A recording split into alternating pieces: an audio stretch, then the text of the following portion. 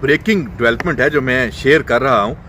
पहलगाम वाकया होता है और उस वक्त से ही शकूको शबात ये इन्होंने जन्म लिया कि ये एक false flag operation Narendra Modi की तरफ से और भारतीय फौज की तरफ से हो सकता है।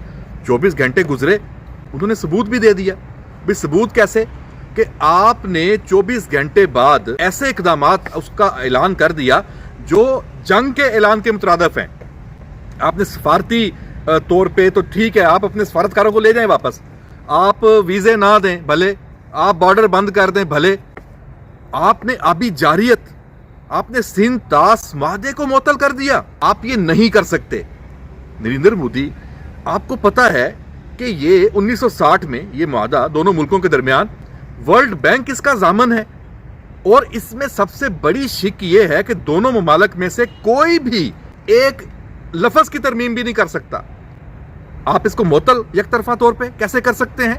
बिल्ली थैले से बाहर आ गई। पता चल गया कि भाई ये पहलगाम आपने अपने लोगों का, अपने सियाहों का खून आपने किया क्योंकि आपके मकासद कुछ और हैं। मैं आपको खबर दे रहा हूं नाजरीन, बड़ी पाकिस्तान क्या कर सकता है। शिमला मुआहदा पाकिस्तान खत्म कर देता है और खत्म करने जा रहा है।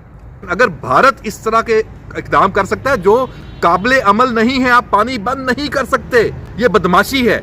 लाइन ऑफ कंट्रोल इस शिमला मुआहदे के तहत मौजूद है।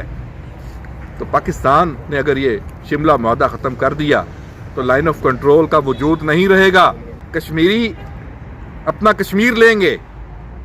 पाकिस्तान आखिर फिर, और जनरल आसम मुनीर तो ये कह रहा है कि कश्मीर हमारा है, तो फिर इसको मौका मिल जाएगा। हम तो पहले ही तपे हुए हैं, हमारा तो गुस्सा पहले ही बहुत है। बलूचिस्तान में जो कुछ कर रहे हो, जो बदमाशी कर रहे हो, जो दहशतगर्दी कर रहे हो, कोई भी दहशतगर्द पाकिस्तान और इंडिया की जान करवा दे।